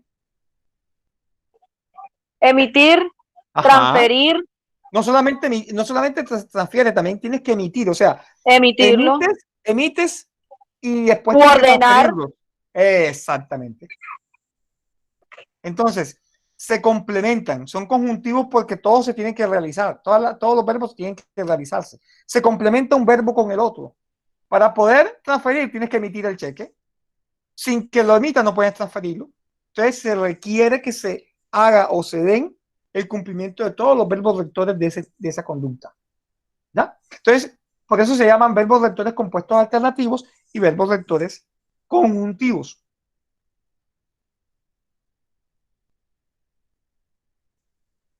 Bueno, vamos a tocar un tema importantísimo. Esto tiene que ver con tentativa. Entonces, ya aquí vamos entrando a aguas más profundas, digámoslo así.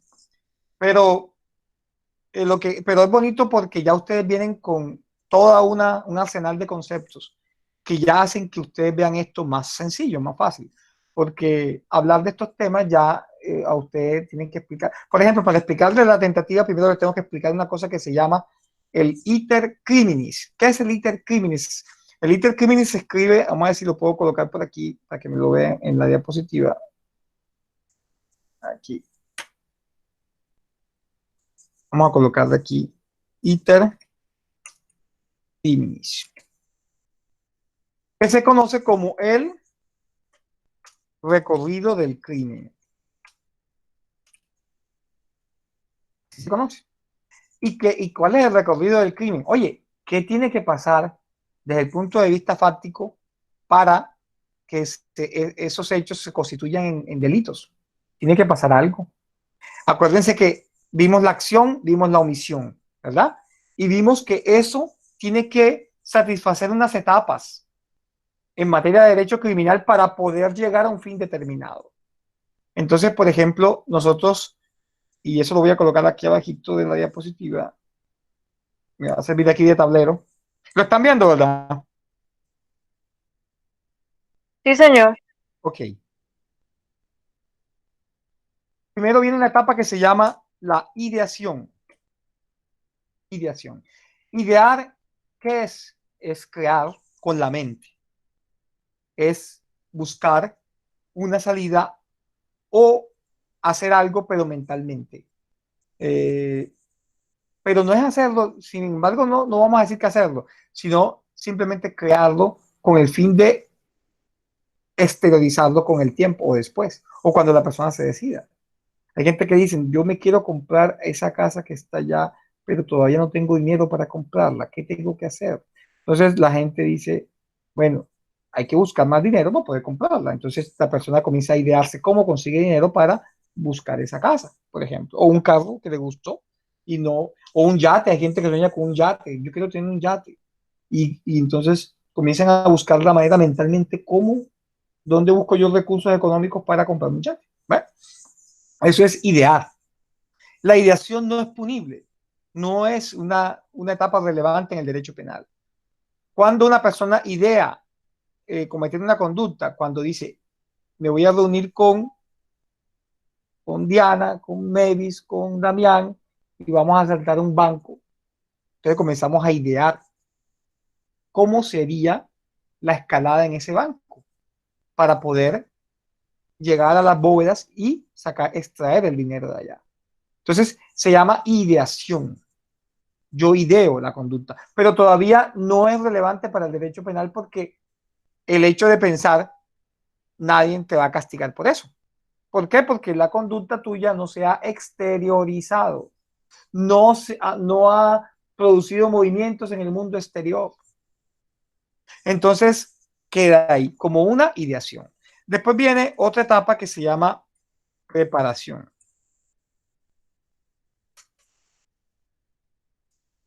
Dejémosla ahí, vamos poco a poco. Preparación. Entonces, si ya nosotros vamos a hurtar o vamos a atracar un banco, entonces tenemos que buscarnos cuáles son los turnos de los vigilantes del banco. Buscar una persona que sepa de sistemas para que pueda manipular las cámaras, buscar una persona que sepa cómo entrar a la bóveda causando el menor ruido o la menor perturbación para que la gente no se pueda dar cuenta que estoy entrando al banco, o por lugares clandestinos en los cuales, una alcantarilla, qué sé yo, por los cuales yo pueda entrar sin ser detectado, sin las alarmas se activen. Entonces, buscar el personal adecuado para poder hacer eso. Eso se llama preparación. Entonces, preparar es eso, preparar. Y todavía si nos encuentran preparando, todavía no pueden decir que es una conducta delictiva. Porque, por ejemplo, yo puedo comprar mañana, hacer los papeles para tener un arma, pero nadie sabe si el arma es para defensa personal o si es para matar a alguien que quiero matar. Entonces, el hecho de comprar un arma, el hecho de comprar un cuchillo, el hecho de comprar un veneno, no significa que sea todavía una conducta relevante para penalizarla o para investigarla, porque apenas se está creando, se está preparando, como la palabra indica. Ya una cosa muy distinta cuando comienzan los actos ejecutivos.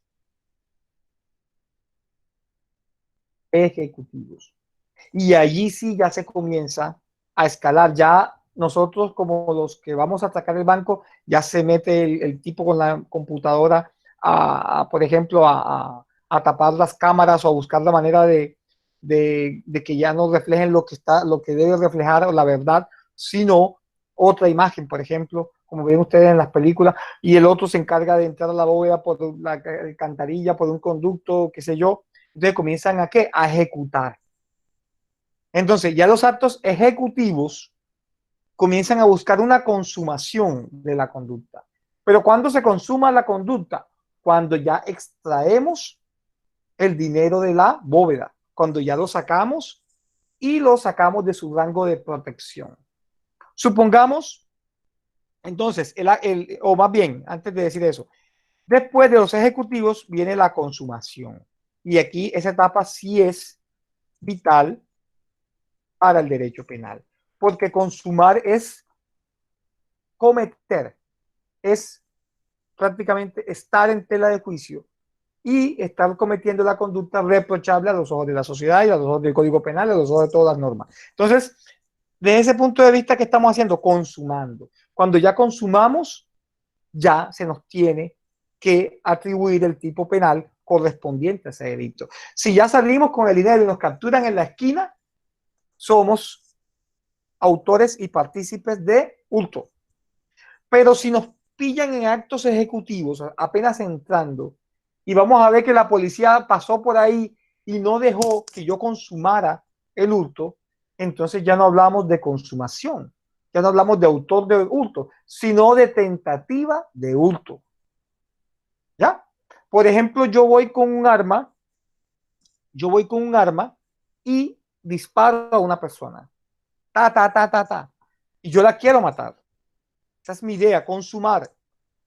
Pero por una circunstancia ajena a la voluntad, yo no cometí el delito. Por ejemplo, la persona se me movió o alguien se metió en el problema y no me dejó matarla.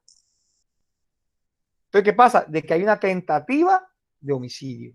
O le pegué, pero le pegué en una zona no vital y se salvó.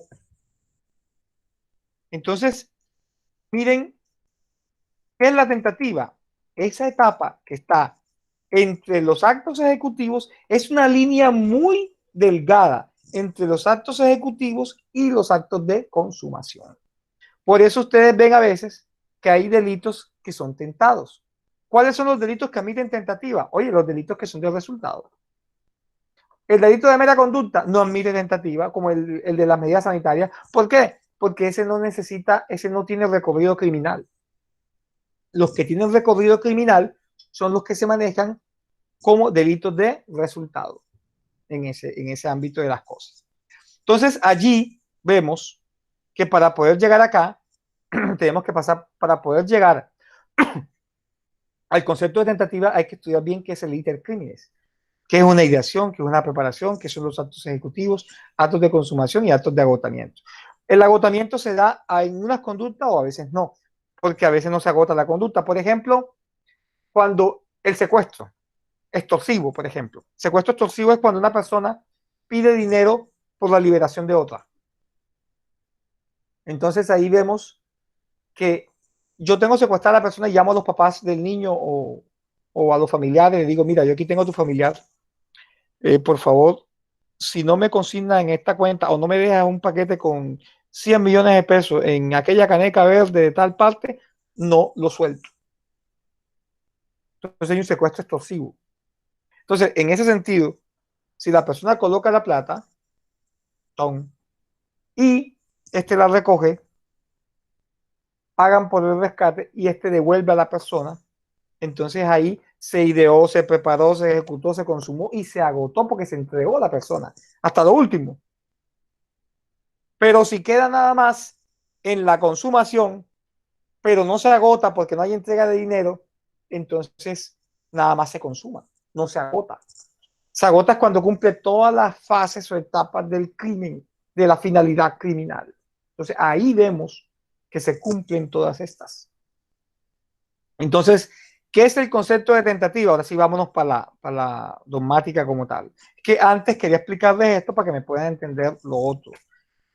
Tentativa, realización imperfecta de una conducta punible, ya sea acción o omisión, en relación con el resultado, por esos tipos de resultados, por el sujeto agente, por causas propias o ajenas a la voluntad. ¿Por qué dice propias? Porque puede que yo falle, como el ejemplo del disparo. Yo disparo, pero no le pegué a la persona. Entonces, por causa mía o por causa ajena a la voluntad, yo puedo, en cierta forma, no consumar la conducta, sino que quedo en meros actos ejecutivos. Quise cometer un homicidio, pero no se cometió por circunstancias ajenas a la voluntad. Quise cometer un hurto, pero no llegué a la consumación porque no me dejó la policía o la persona que estaba con nosotros se arrepintió. Hay gente que se arrepiente. Van a cometer un delito y dicen, miércoles, no, ya no quiero cometer delito. Entonces, están haciendo actos ejecutivos y se arrepienten, pero alguien se las pilla. Entonces, eso se conoce como tentativa desistida en la teoría como tal. Entonces, aquí vemos que es una realización imperfecta. Hay muchas teorías que se refieren a la tentativa. Entonces, está la teoría objetiva de la peligrosidad. Se concreta en la puesta en peligro de un bien jurídicamente tutelado. Lo que hemos hablado toda la clase y lo que hemos hablado en la providencia y lo que hemos hablado en la contigüidad. Miren lo importante que es el desvalor del resultado en ese sentido. O sea, ¿cuál es el desvalor del resultado? Oye, que el resultado que se da no era el esperado. Entonces, como no afecta, el resultado no afecta y esos actos preparatorios tampoco, entonces ahí en esos actos preparatorios o en esos actos de idoneidad se hablaba de tentativa inidónea o tentativa imposible. Hay tentativa imposible, como por ejemplo, es más, hay delitos imposibles, delitos que según la idoneidad de la conducta no son delitos, como por ejemplo el hecho de tú dispararle a alguien, tirarle todo un proveedor de una 9 milímetros y vamos a ver que al final el tipo ya estaba muerto con anterioridad. ¿Cometiste delito? No.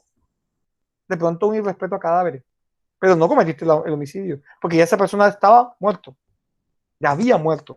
Entonces hay una inidoneidad de tu conducta para buscar el resultado muerte.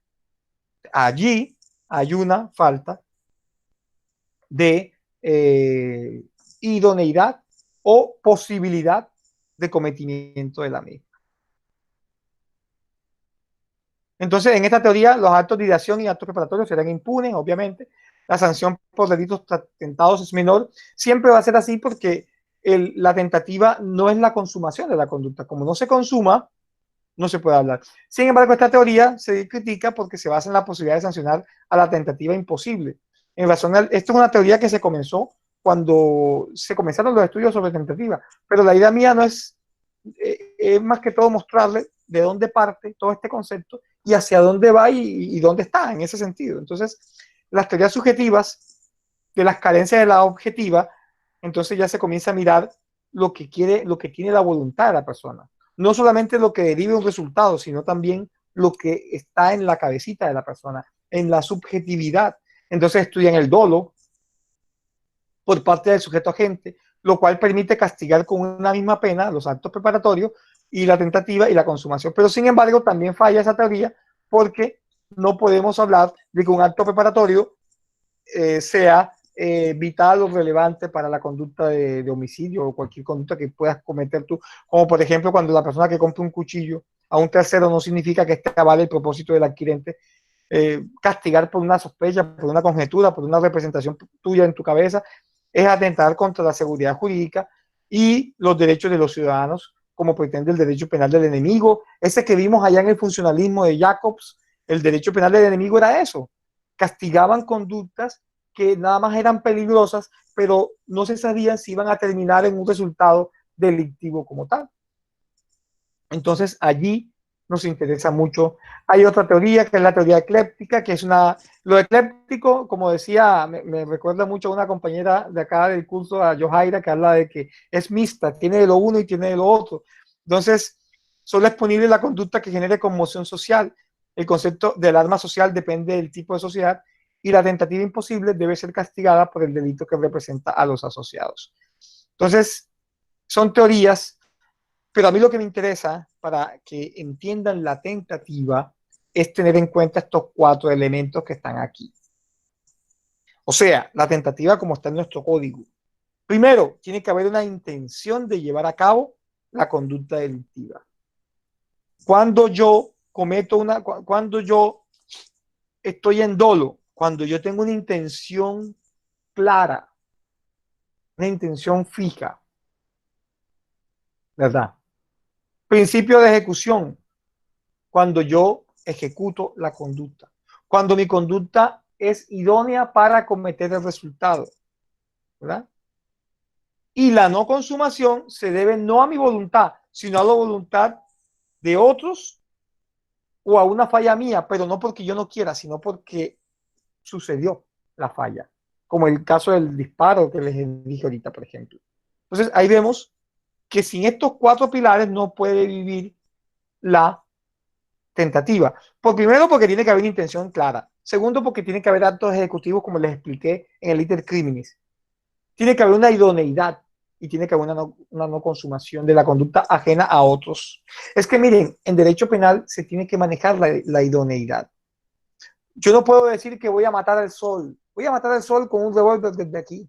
Es un acto inidóneo, es una locura. Entonces no podemos decir que eso es un delito. La conducta tiene que tener idoneidad. Debe ser dirigida y debe ser puesta al servicio de la intencionalidad criminal. Si no, no podemos decir que es relevante para el derecho penal. Ah, no, es que yo voy a matar contratando un brujo para que el brujo desde aquí al presidente de Estados Unidos, Donald Trump, lo mate desde aquí con el poder de la mente. Una locura. No, sí, desde aquí con el poder de la mente lo voy a matar. Puedo tener mucha intención, pero si no tengo una ejecución idónea, me da mucha pena, pero eso es lo que va a hacer es una payasada. Entonces, de por sí, tiene que haber una conducta dirigida a eso.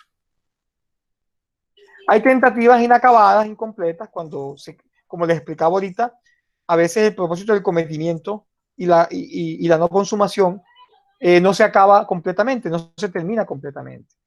Está la desistida, que fue la que les digo ahorita, cuando la persona desiste voluntariamente de su perfeccionamiento o consumación, en cuyo caso y por política criminal no responde penalmente porque desiste, pero eso tiene que probar lo que desistió. Ahora, si lo pillan, si no lo pillan, no pasa nada. No es relevante para el derecho penal.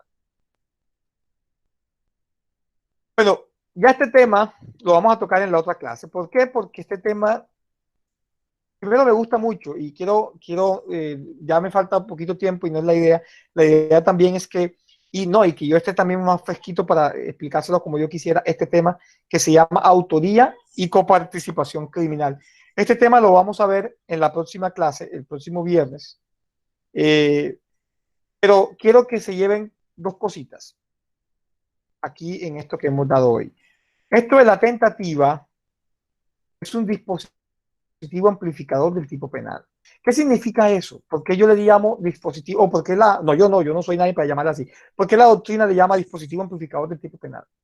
Sencilla y llanamente, porque no solamente se circunscriben a lo que es el delito de manera cerrada, sino que también se puede ampliar su, digamos, su concepto también a momentos anteriores a la consumación del mismo, como lo es la tentativa, o también se puede ampliar a otras personas que no son autores, como en el caso de la autoría o participación. Por eso se conocen como dispositivos amplificadores del tipo penal. Es como cuando tú estás escuchando música en tu celular, ahí, y estás escuchando con un audífono, pero si le colocas un bafle, todo el mundo va a escucharlo, ¿verdad? Obviamente la música se va a expandir, entonces así pasa con esto. ¿Qué pasa? Que el delito se va a ir a otras esferas en el evento de que hayan actos ejecutivos, pero por ejemplo no llega a la consumación, se tiene en cuenta el acto tentado. ¿Para qué? Para castigar y para investigar. Entonces se amplifica el tipo penal. Entonces allí se habla de que los dos amplificadores del tipo penal son la tentativa y el concepto de participación criminal a nivel amplio y a nivel estricto, y eso lo veremos en la próxima clase. Por ahora vamos por la tentativa. Quiero que lean sobre tentativa mucho más. Quiero que lean sobre iter criminis. Quiero que lean sobre delitos penales en blanco. Si les gusta el penal, esta es la oportunidad, porque a mí me gusta mucho y yo les puedo colaborar en esta parte, porque esta parte es muy interesante, porque de aquí sale todo lo que es el estudio de la ciencia penal a nivel del derecho penal especial. Entonces, para la próxima clase me traen, estudiamos la sentencia esa que ya les dejé, me dan el trabajo. Recuerden que son 3 personas máximo, pueden ser 2, puede ser 1, pero máximo 3. Se lo dan al compañero Damián, que muy amablemente nos los manda. Damián, me lo envías como siempre al mediodía del viernes, ¿oíste? Hasta ahí recoges tú. Ok, profesor. Bueno, y les hago una pregunta antes de que acabe la clase. ¿Alguna pregunta con relación al tema de la tentativa u otro tema que de pronto hemos explicado hoy? ¿Alguna duda? O por ahora todos lo están entendiendo, porque bueno, puede que tengan dudas. Dígame. Una pregunta con relación a la tentativa. Cuando usted dice de que la tentativa incompleta, por ejemplo, si la persona tiene la intención de acabar con la vida de una persona, pero no tiene buena puntería y le da el tiro, digamos, en una pierna, se podría... ¿Eso es por causa propia? Una tentativa. Se podría tener una tentativa. Dile a tu compañerito que están allá atrás, que bajen la voz, que no me dejan escuchar lo que tú estás diciendo. Porfa. Dile a la gente que está contigo, bajen la voz, que no me escuchan. Ahora sí, dale. Profe, que digamos una persona que tenga la intención de acabar con la vida de una persona, de otra persona, pero no tiene buena puntería y le da el tiro, digamos, en la pierna, ¿se podría determinar la tentativa? Se podría determinar siempre y cuando de pronto la finalidad fue diferente a lo que tú quisiste. Por ejemplo, yo le fui a dar en el pecho, según la dirección, pero la persona se movió y brincó y le pegué fue en la pierna. Y después no me dejó seguir disparando porque había unas personas que ya se iban a meter en la escena del hecho o la escena del crimen, digámoslo así. Entonces yo tengo que imputarle mi fracaso al movimiento de ella. Entonces, ya sea por circunstancias propias o que yo sepa, por ejemplo, yo tuve un caso donde conocí un caso, pues también se puede manejar la impericia. ¿Qué pasa? Que había un señor, un abogado que yo tenía a cargo. Él se vino para acá porque en Medellín a él lo amenazaron como abogado, tuvo unos casos ahí y se vino para acá. Y él me cuenta y nos muestra un video el día de la cámara donde el tipo lo fueron a matar, porque ahí lo fueron a matar, no le fueron a pegar un susto, le fueron a matar. El tipo saca y habla con la persona afuera primero y desenvaina el arma y se amarra la mano con un trapo y lleva el arma y el tipo allá adentro suenan los disparos, pam, pam. ¿Qué pasó? Que el compañero abogado se movió tan rápido, entonces se le debe a 2 cosas, al movimiento rápido del sagaz, y se salió y se ve cuando el tipo sale desangrándose. A él le pegan, pero no le pegan en la cabeza, lo rozan en el brazo y lo rozan por acá por el abdomen, pero no le pegan en una zona vital y él se desangra, pero él comienza a correr y a caminar, a correr, y entonces uno dice, o se movió él muy rápido o el tipo está disparando. Cualquiera de las dos cosas puede ser, pero el tipo tenía una voluntad con idoneidad, porque un arma es idónea para matar. Entonces, en ese sentido, habría que manejar que, hombre, tentativa de homicidio, teniendo en cuenta esas circunstancias. Claro, eso es analizable, sí, claro que sí, como todo en materia penal, como les decía al principio, pero se puede concretar una tentativa teniendo en cuenta la manera como disparó, la manera como salió, la manera como se escabulló la víctima de caer en el homicidio. Y es más, yo vi ese video y le dije, usted está vivo de vaina. Sí, usted está vivo, o sea, usted tiene que darle gracias a la vida que está aquí, de verdad, porque con tanto disparo que le pegaron, se salvó. O sea, y entonces se debe a dos cosas. A veces dicen que un sicario bueno no te lo deja escapar, pero ¿qué pasa? Que también se debe a la pericia que tenga la persona en el manejo de armas y también se debe a la, digamos, a la rapidez y a la sagacidad de la víctima también. Entonces, pueden ser muchas cosas en ese sentido, pero sí se puede dar la tentativa, se puede configurar en esos casos, teniendo en cuenta cuál fue la circunstancia propia o ajena a la voluntad que no permitió que el hecho se realizase. Entonces, eso hay que tenerlo en cuenta. Jóvenes, ¿alguna otra pregunta? ¿Otro compañero? ¿O listo? ¿Está clara la cosa? Profesor. Dígame. Profesor, ¿cuál es el trabajo que se le va a entregar? Esa es una pregunta. No, el trabajo es sobre una... Ya, Damián te da la información porque ya he repetido como 4 veces. Hubo una sentencia que envié desde las 4:31 que la mandé, porque yo sí me acuerdo de los tiempos y aquí entre las 4:32. Entonces, tienes que bajarla del grupo, ahí está la sentencia, leerla y hacer un trabajo de un resumen y aplicar conceptos que hemos dado en clase, cuáles de esos conceptos se pueden adecuar en esa sentencia. ¿Oíste? Listo, gracias, profesor. Se puede trabajar en 3, de 2 o de una persona, no se va a trabajar más de 3. ¿Oye? Listo, el grupo gracias, máximo de 3. Bueno, listo.